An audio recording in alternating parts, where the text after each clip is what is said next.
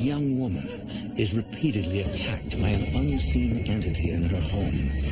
I felt hands around my throat. Paranormal investigators try to identify the presence, but it's a desperate race against time. Crush Satan under your feet! Stephanie? Culminating in a final battle between the forces of good and evil. My wife was dying. In America, there is real evil. It lurks in the darkest shadows and in our most ordinary towns. Between the worlds we see and the things we fear, there are doors. When they are opened, nightmares become reality.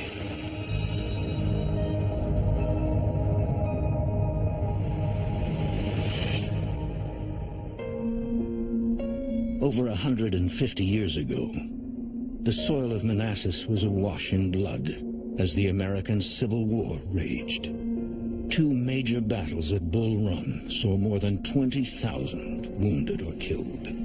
There are those who believe the land around here has been permanently scarred, infused with the tortured souls of men, women, and children who died before their time.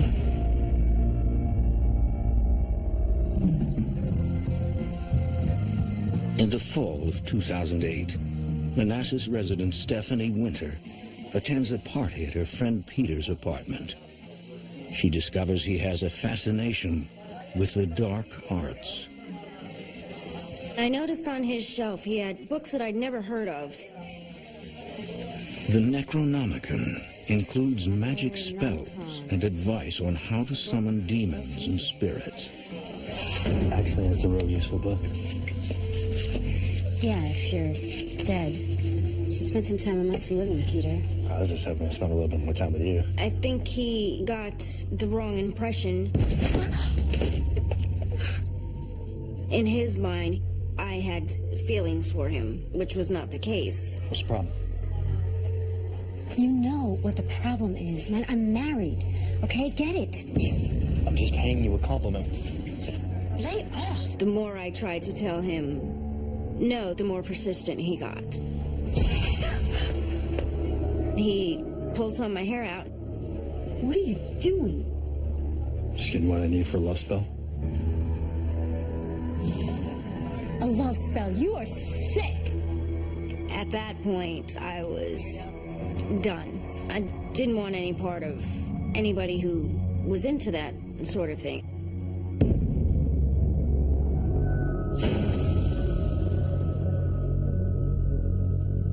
Despite the strange night, Stephanie is up the next morning at 5 a.m., eager to get to work on the home she and her husband just moved into. You going to work this morning? It's late shifts. It's a lot of unpacking to do. The couple has been married for just a year.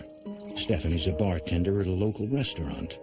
Her husband, Nicholas, works in construction. Did you have fun last night? I should have stayed here. Something wrong? Everything all right? Yeah, no, everything's fine. I just have a lot of unpacking to do. Yeah, well, once we get it done, we can finally call this place home. I was excited to be moving into a house out of an apartment, and it was a step in the direction that I was trying to go in life. Yes. I'll be home by 6 tonight. Okay. See ya. I was happier than I'd been in a really long time, and I was looking forward to making it a home for my husband and I.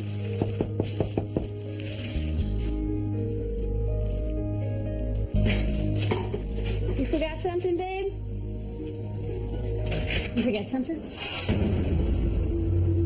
What are you doing here? Peace offering.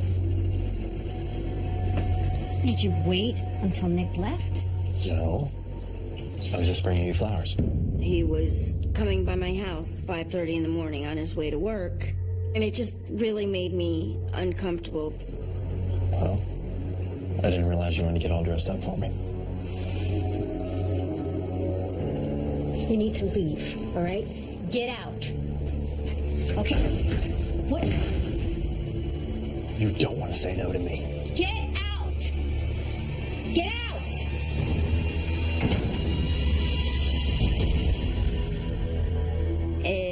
got to the point where I felt like I was hiding in, you know, my own home. I finally had to completely shut it down and tell him to stop calling me, don't contact me, please, nothing.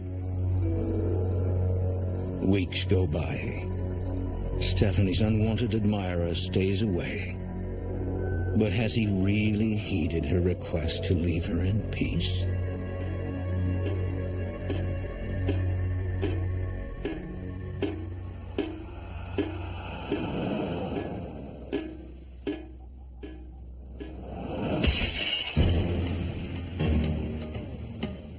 What was that? I don't know. Is there somebody in the house? I'm gonna get my bat. No, wait. What if they have guns? Shh.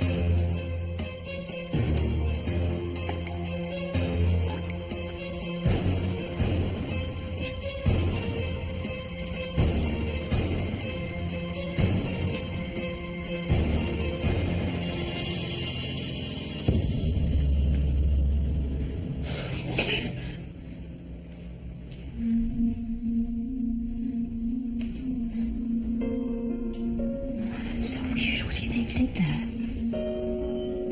That's so weird. I'm gonna go check the rest of the house. Be careful. Stay here. Be careful.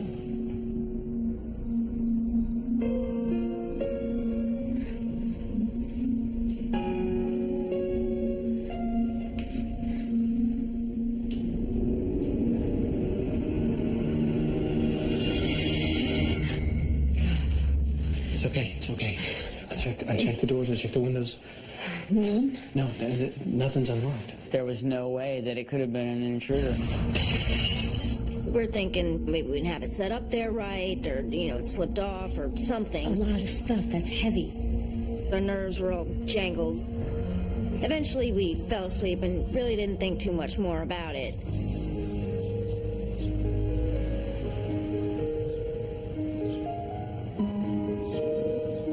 Weeks later, Nick is working at home. As a hobby, he creates free tattoos for friends and enjoys the challenge of coming up with new designs.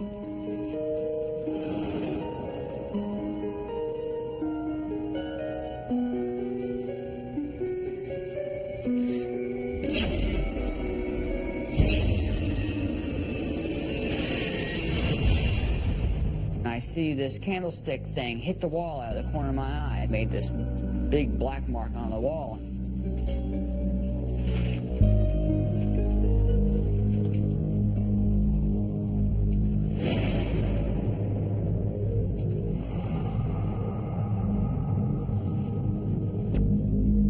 I started talking to my wife about it, and we were like, the only thing that could be doing something like that would be like a ghost.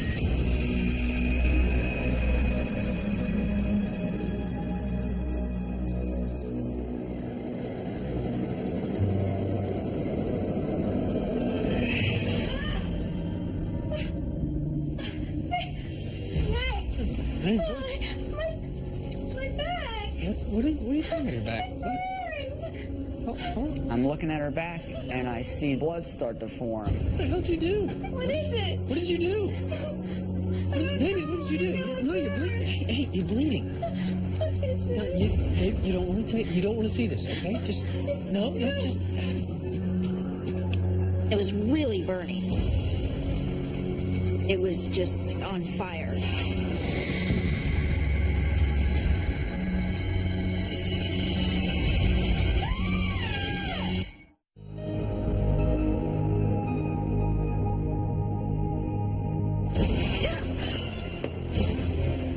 Just give me what I need for a love spell. There have been disturbing events in Nicholas and Stephanie Winter's home ever since he told a love-struck friend with a fascination for the dark arts to leave her alone. It is now February 2009, a year since the trouble started.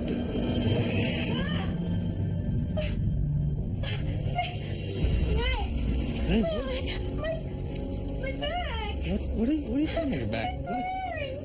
She was scared, and I was too, because there was no explanation for this. There were no tears in my clothing. I have a shirt on. I'm underneath blankets. How did that happen?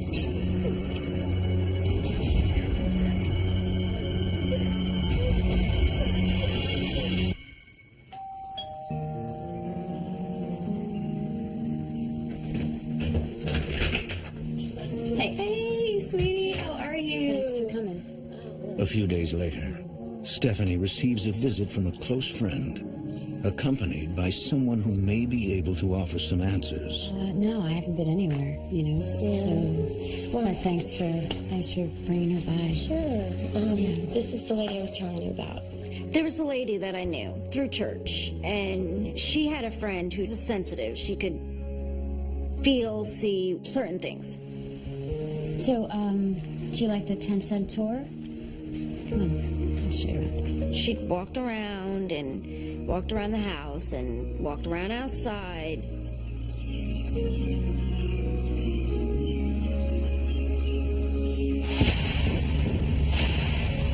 I sense the land has quite a history. She told me a husband and wife and their son. I know you've been unfaithful. No, I haven't been. The father was extremely jealous. Boy, I've told you before.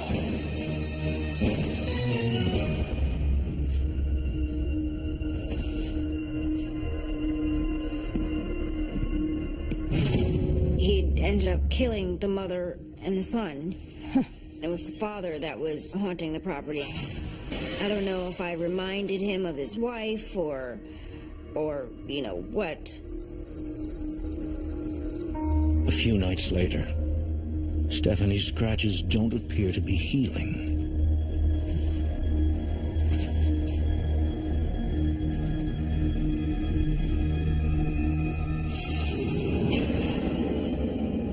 It shocked me in the sense that I was actually seeing a spirit. I'd only seen him for a couple of seconds, but I saw him, I mean, clear. The look on his face, I'll never forget that. He just looked very sad. I don't know if it was the actual little boy that was killed on the property.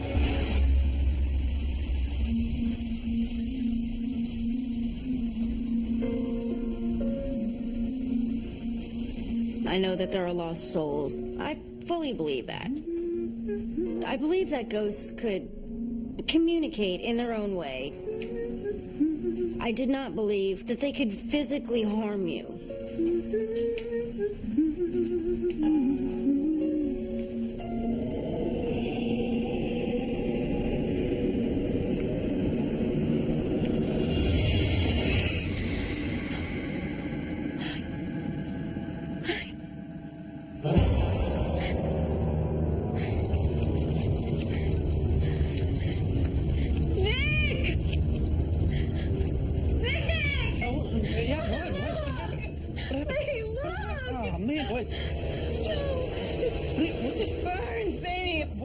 What do you want me to do? I want you to make it stop! Okay, how do you want me to make it stop? Okay, I don't know what to do right now. To see your skin open up when there's no explanation for it, the pain that goes along with it, it's like a liquid fire poured in there. I had to convince myself it was real over and over and over again, even though I saw it with my own eyes. Stephanie and Nick are too afraid of how people will react to share their experiences. We had nothing to compare it to, and nobody to talk about it with, because who is there to talk to about something like that without sounding like you're crazy? All they can do is try to resume a normal life. Hey. Hey. How you doing? Okay. Yeah. Does it hurt? Yeah. I told you it would. He's good, though. He's really good. I hope that's not the result of Nick's last attempt at a free tattoo. No, it's, I fell.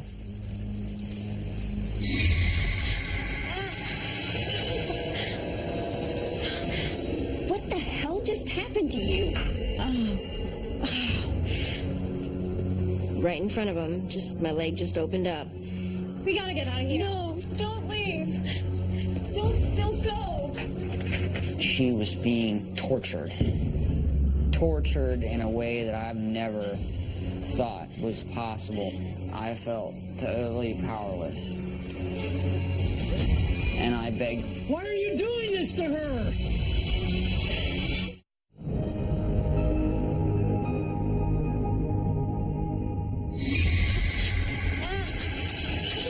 November 2009. What the hell just happened to you? Stephanie Winter comes under attack from a supernatural force. We gotta get out of here. No, don't leave. Don't go. It's hard to go through.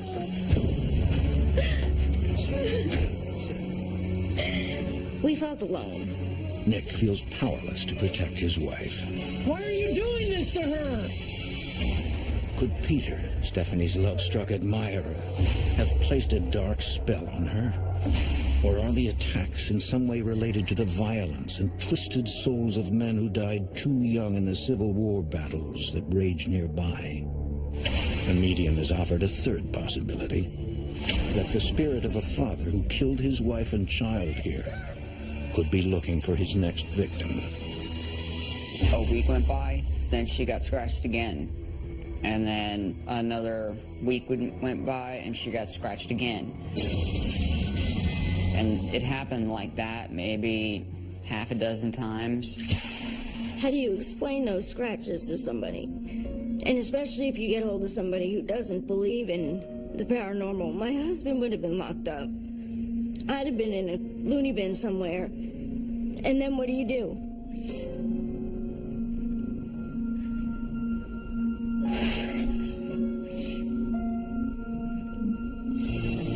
Finally, the couple reluctantly decides to seek help from a paranormal investigator. Retired detective Rick Etcherstein specializes in violent hauntings. The nature of Stephanie's scratches catches his attention. He's seen this before in his research photos. What was most interesting to me was that each wound appeared to be in a set of 3 scratches, 3 linear scratches side by side. The 3 scratch marks is indicative of a negative entity haunting. 3 scratches are very commonplace with the demonic. And the reason that is because the symbol of 3 is a direct mockery of the Trinity, Father, Son, Holy Spirit. If we're looking at a negative entity, usually it has to be invited or summoned somehow. I started taking into account the possibility that something happened to invite or to cause this phenomenon to occur to her. Is there anyone in your life that is involved in occult practices or someone who might mean you harm? There is this guy, Peter, and he just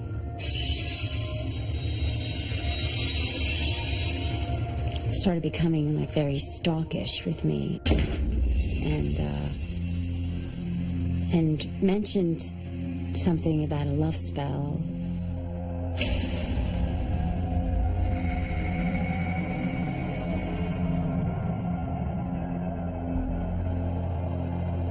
It's possible that he could have put a curse on her. I wasn't expecting to hear that. Stephanie is now convinced Peter may have unleashed some dark force to torment her. Everything kind of fell into place. Everything made a little bit more sense. Okay, this is what's going on. This is why it's doing it. This is why it has so much power.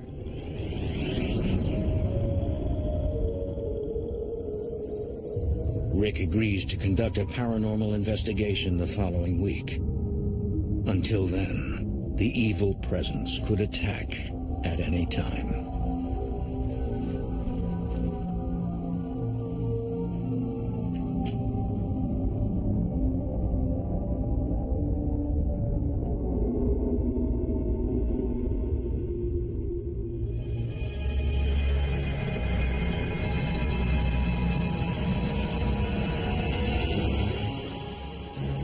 Get out of my house.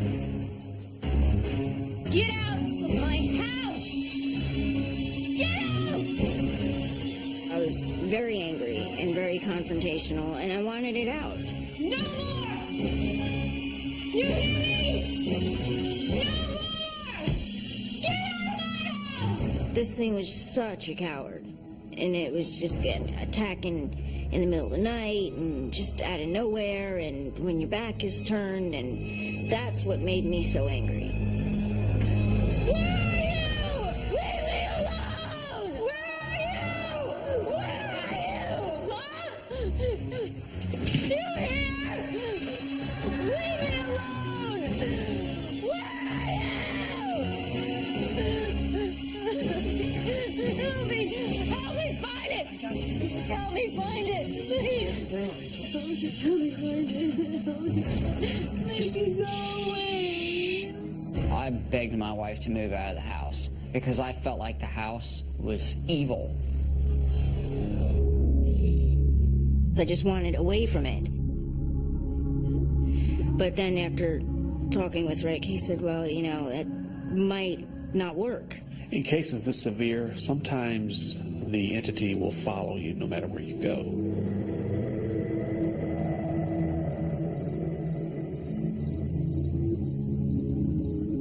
Rick and a colleague set up electronic surveillance equipment to monitor every room in the house, hoping to capture video evidence of something supernatural.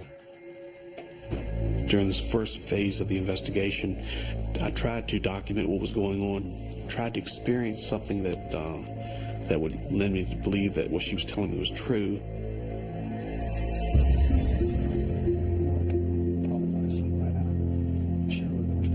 Unfortunately, I was unable to document or see or experience anything, but I was still of the opinion that something was happening. I just felt in my heart that something was going on. It would stay hidden when Rick was out, but as soon as he left, I would get scratched. I became afraid to leave my wife alone because at that point it became an every other day thing almost, or at least a couple of times a week. You doing okay, baby? You want something to eat? I'm not hungry. It was playing mind games with her because I could definitely tell that her spirit was being crushed. I think that it was trying to influence her into giving up. You haven't been out of the house in days. I don't want anyone to see me like this. Can you understand that?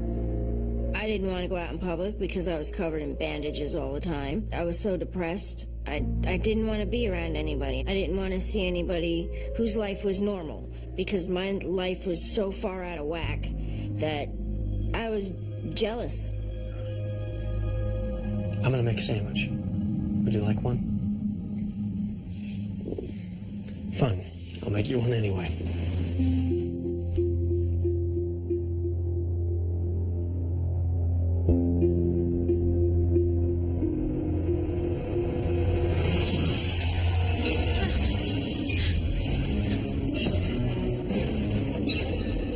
I could feel somebody on top of me. I felt hands around my throat.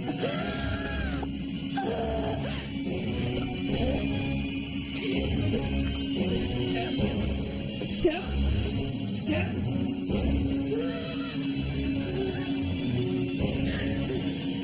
I thought my wife was dying. Let her go! If you want to hurt somebody, hurt me, but you let her go!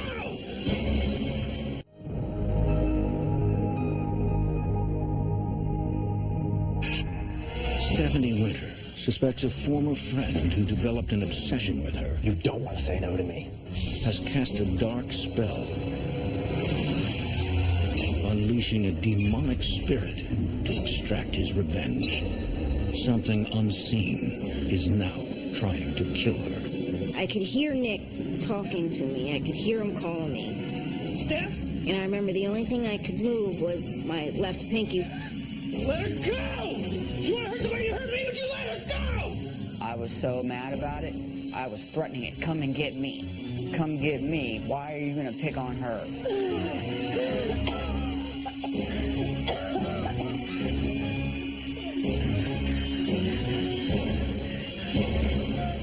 All of a sudden, she just grabbed a breath of air, and she sat up. We must have sat there like that for quite a while. It was very easily capable of killing me. They tell paranormal investigator Rick Atterstein about the violent attack. Being that it was spiritual in nature, logic would dictate that the solution is probably spiritual in nature. So I contacted a demonologist and asked their opinion as to what we could do to stem this activity, to quell these attacks.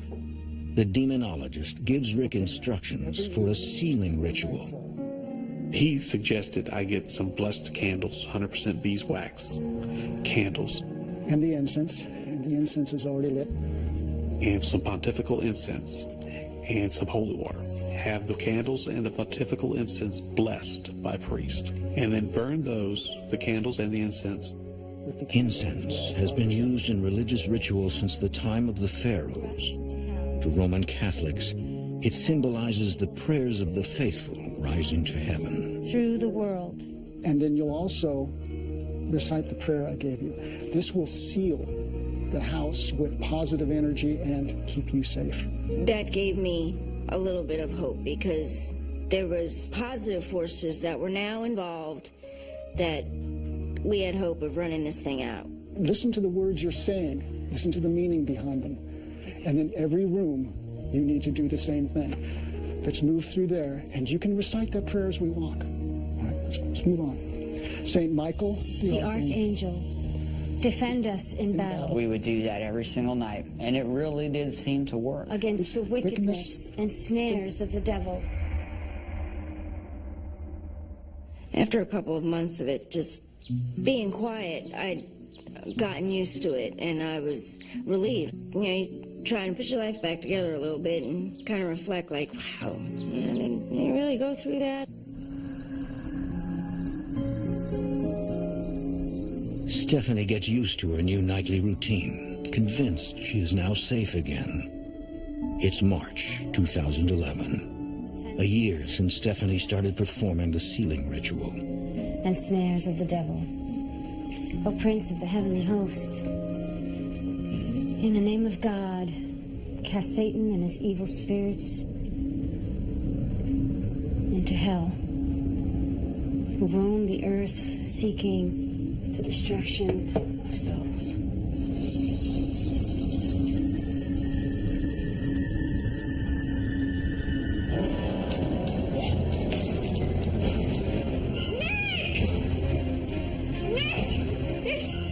There's a guy outside! There's a guy outside of you! Stay here! Be careful!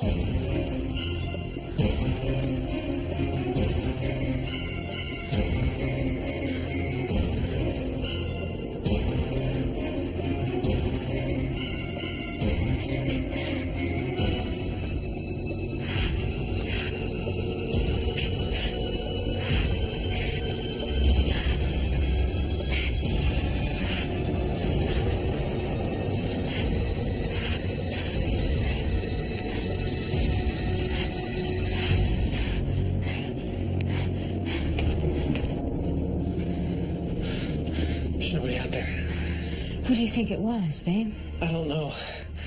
But I don't think he's stupid enough to come back here. We were standing at the front window kind of watching to see if we could see anything, anybody kind of hanging around.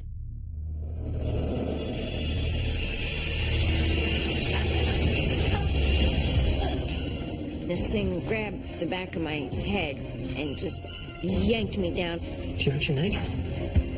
You okay? Shh. Don't move. Just relax. That was absolutely devastating because I thought it was over with. Nicholas called me. He was very frantic. He said that the attacks had resumed. In April 2011, paranormal investigator Rick Atterstein begins a 48-hour investigation, hoping to gather evidence to justify a formal Catholic exorcism. In order to get the Catholic Church involved, it takes a great deal of evidence and a great deal of documentation. Stephanie, there's something I need to ask you. What? maybe you shouldn't use the sealing ritual while we're here. You want to use me as bait? If you're not comfortable with it, I'm certainly not going to try to convince you. No. No. Let's do this. I was pretty much willing to do whatever I had to do to get some kind of evidence. Rick and a member of his investigation team will stay up all night monitoring camera feeds. On night 1, there's disappointment as nothing happens. They return to their posts for night 2.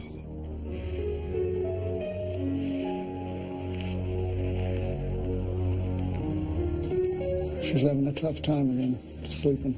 Yeah, she is.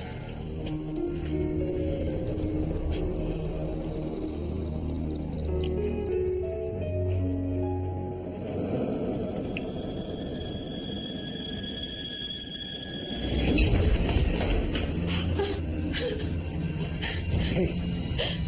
Oh my God.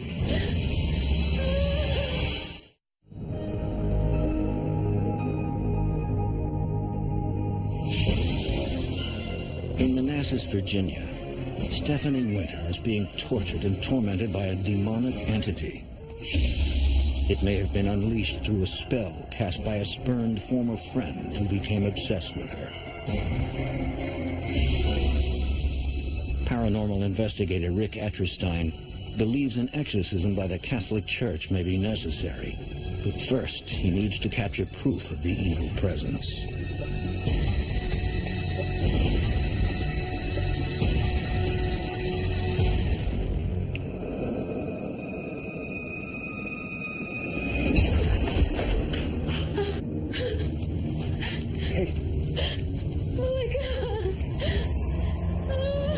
Yeah, I've got it.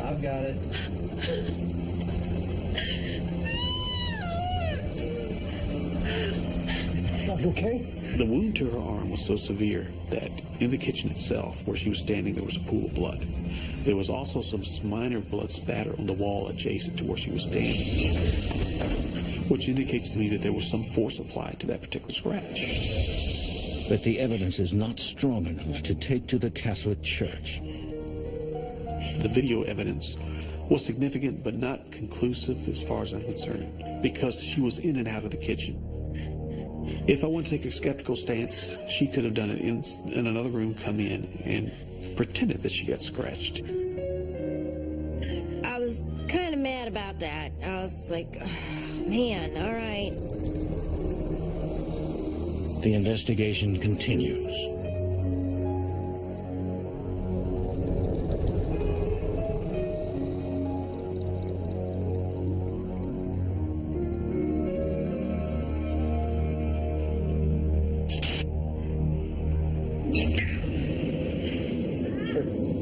See that? I see it. I've got it. She needs me. Go, Gotta get the cord.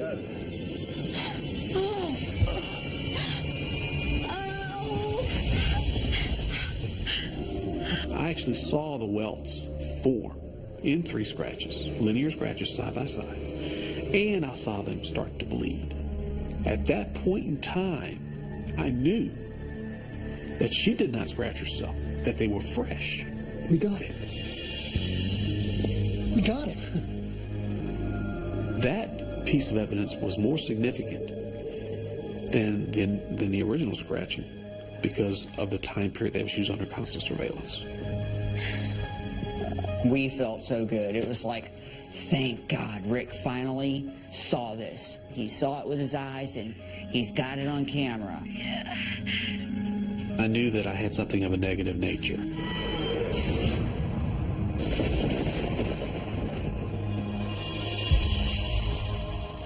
Rick contacts David Considine, a lay religious demonologist in Connecticut, whose work is officially sanctioned by the Catholic Church.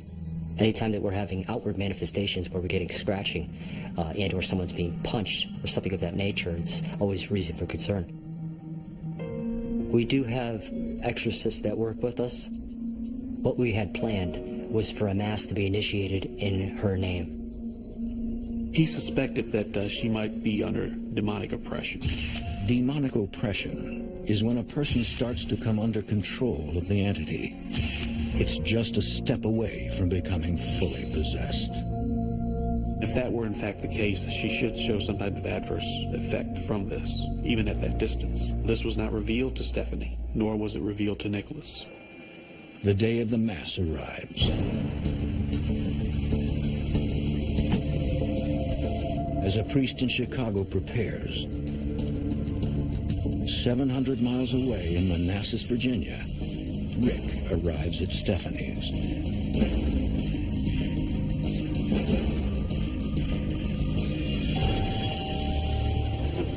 Hey, I didn't expect to see you today.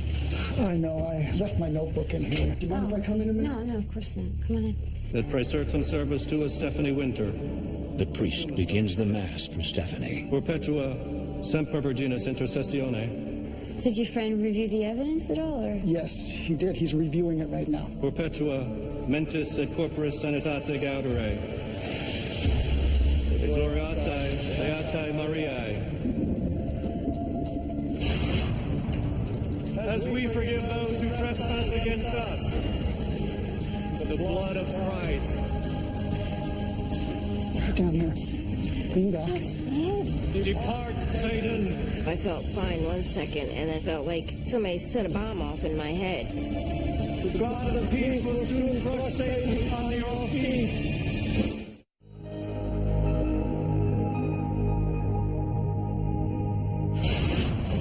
For more than 2 years, Stephanie Winter has been tormented by a negative entity at her home in Manassas, Virginia. A haunting that may owe its origins to a dark spell unleashed by a former friend in revenge for Stephanie rejecting his attempts to win her heart. In the spring of 2011, a priest 700 miles away performs a mass in her name, hoping the demon will make its presence known. I did not reveal this information to Stephanie. She did not know anything about it. Et gloriae Beatae Mariae. Liberare justitia. Quae sumus Domini Deus. Liberare justitia. Oh my God, I'm so dizzy. Per Christum Dominum nostrum. Amen. She had a severe migraine headache. Oh, my head, I don't feel good. That was a diagnostic indicator that this was probably legitimate demonic oppression. Stephanie is in imminent danger of becoming fully possessed by this evil spirit. Rick contacts religious demonologist David Considine, who arranged the diagnostic mass with the priest in Chicago. No, she's sick. She needs our help. We felt that it was something that could be handled by the minor form of exorcism. There's not enough time for the church to sanction a full exorcism. Instead, paranormal investigator Rick Atterstein will try to drive out the demon. Rick was instructed to purge himself, to clean himself, as it were, on a spiritual level. Has the power. It is intense, and I fear for Stephanie. I absolve you in the name of the Father, the Son, and the Holy Spirit. So that way he could be stronger for Stephanie and for himself, and to lessen the possibility that he could come under possession. I knew the clash was imminent. I knew the clash was coming. Something was going to happen. Rick is finally ready to take on a demon.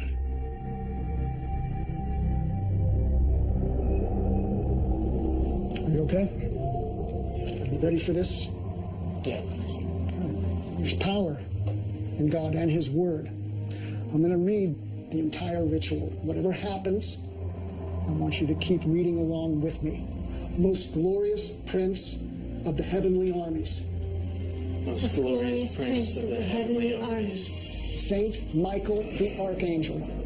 Saint Michael the Archangel. Defend us in our battle. Defend us in our battle. Against principalities and powers. against principalities and powers, against the rulers of this world of darkness, against the rulers of this world of darkness, against the spirits of wickedness in the high places, against the spirits of wickedness in the high places. From the snares of the devil, deliver us, O Lord.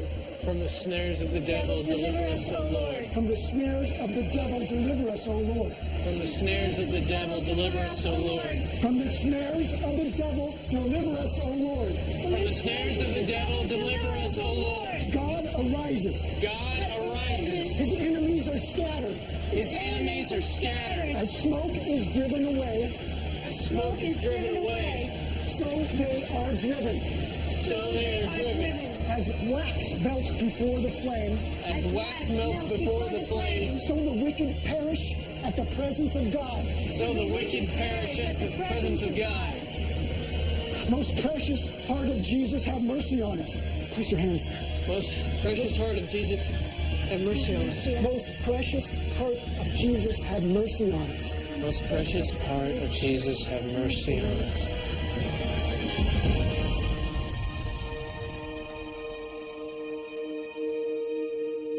I think it's over. Yes, I think it's over.